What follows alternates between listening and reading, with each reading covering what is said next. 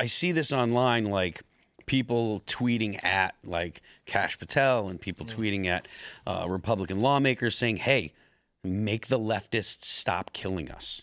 Like that's where we're at. Right. So it's great that they put Comey in, or that that Comey's indicted and they're going to prosecute. That's all well and good.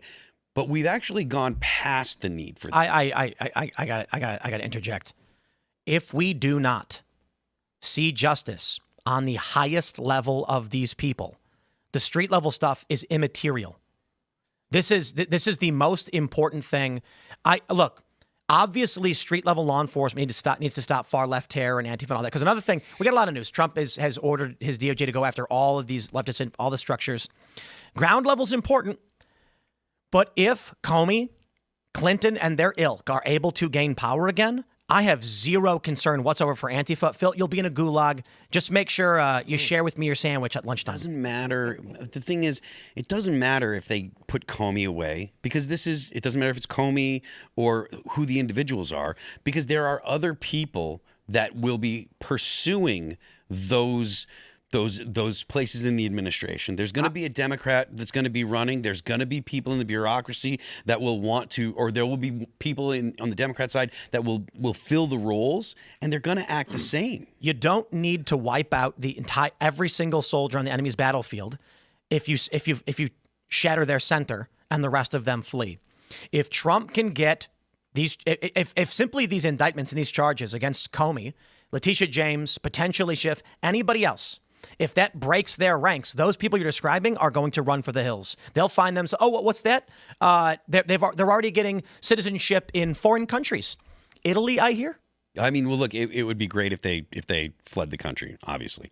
But I do think that on the ground level is the thing that's more immediate, like the idea. Well, you can do both. Why not? I'm not. Again, I'm not saying. Like I said, it's good that they got him. It's good that they've indicted him, and I want to see more. I'm not saying that it's not. It shouldn't happen or whatever. I'm saying it's you arrest these people and the ground stuff disappears.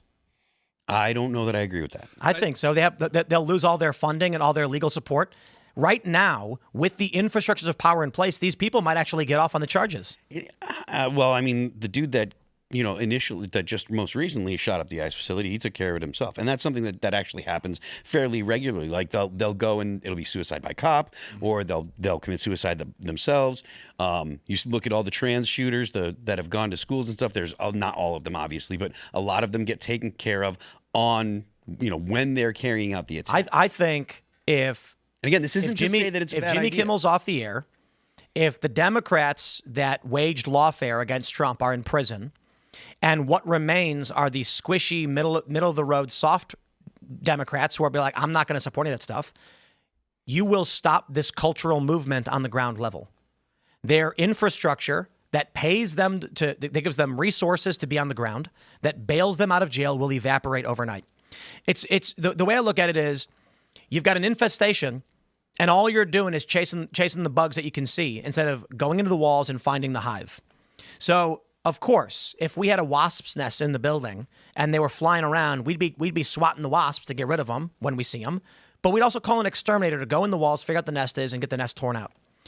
This is substantially more important, in my opinion.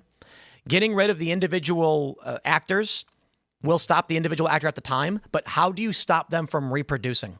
And it's moves like this. Yeah, I totally. Well, I mean, this is probably the biggest test, one of the biggest tests of the DOJ so far, because, I mean, this was a buzzer beater, right? Like the statute of limitations, September 30th. That's when Comey last testified, September 30th, 2020. And it's like, to prove that he didn't have any knowledge of the statement, to prove like perjury in this case, it's a really high bar. That's why this is a buzzer beater in this case, is because they needed to build this case to the best of their abilities. And so that's just like, because these things matter. These things are, like Tim is saying, you're cutting the head of the snake. That's like, I think the issue is that if Trump got in on day one and said, go arrest Comey, he'd be like, I ain't doing it. And that's literally what we saw. They're going to be like, this is crazy. Yeah. You're asking me to go to war with the deep state right now. And, I talked to Seb Gorka a couple months ago and I asked him, has the deep state lost? Have we won? He says, no. The deep state is still very much there, and we are battling with them. So right now, with this move against Comey, powerful, prominent, uniparty, elite, establishment, international elements are saying Trump wants war, he'll get war. And I mean, I'm talking about lawfare, legal actions. If Trump can just go now, and it's fascinating because what did we hear? Was it going to be end of summer? We were going to start seeing these arrests. I think you can send them packing. You know, now there's rumors that he's looking into criminal activity of the Soros, his foundations, Open Society, and things like that, and they're going to get it. They're going to get it. Is that not really where they need to be targeting, though? These funding bases. There's always going to be another James Comey who's going to step into the role. That lobby and that media empire is so big. There's so much power that comes along into it. I'm sure it's not going to be super difficult to let someone also they can cultivate another individual like him. I think I'd say no. Those financial bases and that sort of media base is really what he probably needs to hit to kind of provide that sort of long-term, that longevity that's going to allow them to win, in the by-elections, but also when we get to 2028 as well. My argument to your question, wouldn't that just be another Comey? The answer is no. You think so? What? Yeah, if Trump says, go to war with me and I'll destroy your life and you'll regret it, people are going to say, I ain't going to war with Trump. And that's what I'm talking about. They tried to play that game. But the problem is Democrats have always been fairly weak. And let me clarify or qualify that statement. They're willing to go insane. They are willing to send people on the ground. But as people, the only fear generated by the Democratic Party is the system itself, which they inherit, not which they've built. Trump's a lunatic. Trump is the guy that people actually think he might press the button. You know, he had that famous phone call where he told Putin and Xi, he told Xi, if you invade Taiwan, and Putin, if you invade, what did he say? Kiev, Ukraine, I'm going to nuke you. And he was like, I don't know if they believed me, maybe 5%. And everyone's kind of like, you know, when Trump says it, you pause for a second. Because when Obama says it, no one actually believes it. Is that not just that sort of Nixonite mad dog sort of mentality that Nixon's crazy, he's unpredictable, and obviously they went after Nixon again with the lawfare type thing. I don't think Nixon's got. I don't think Nixon's got anything on Trump. No, Trump put out a public statement saying, "Pam, go arrest my enemies now." And so what I think he's hoping for, that was a shot across the bow. I think he's hoping the next in line for a position like Comey, which wouldn't even come unless they win in 2028, is saying like, dude, best be a fisherman than meddle in the politics of man. Right. That's what Trump is hoping for right now. There's no guarantees it happens. That's why I'm saying if Trump loses, it's war. Yeah. Trump needs to make sure he puts the fear of God in these people, of the federal law enforcement apparatus, and makes them regret it. They did it to him, and they lost. And now I say lock him up. Trump's getting old, though. I mean, like, you talking about going to warfare with Trump, he's going to be, no offense to Trump, but he's getting older in age. So if they go after him, say he does retaliation against Comey, good, and Miss Letitia James, that's cool. They can go. But when he gets out of office, who are they going to fight? Who's going to get in Trump's place to fight against them? If Vance. They go after, you really think so? Yeah, Vance is going on X calling people dip itched. I'm not going to swear, Right. You know, but I saw that and I said that's what I voted for. Is it your opinion that there is no one? No, I'd not. Well, Vance would be my only guess as of right now, but I don't think there's any Trump out there today. The Trump side has an amazing bench, and the Democrats have none. Yeah. Well, also, that's why this is important, because you have to make an example out of Comey, like Tim was saying, for any future FBI director, make an example out of Letitia James.